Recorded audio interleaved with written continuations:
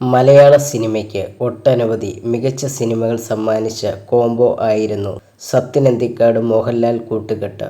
ഒരുപിടി ഹിറ്റ് സിനിമകൾ സമ്മാനിച്ച ഇരുവരും എന്നാൽ ഏറെക്കാലത്തെ സൗഹൃദത്തിനൊടുവിൽ പിരിഞ്ഞിരുന്നു.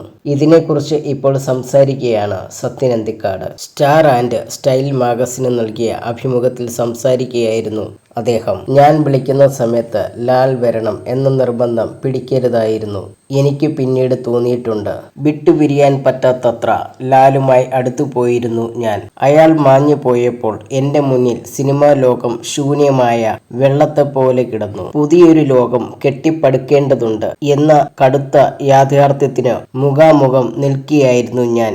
ജന്മസിദ്ധമായ വാശിയില്ലെങ്കിൽ അന്നേ ഞാൻ തളർന്നു പോകുമായിരുന്നു. കാരണം അഭിനയ നേതാക്കളാണ് സംവിധായകന്റെ കരു.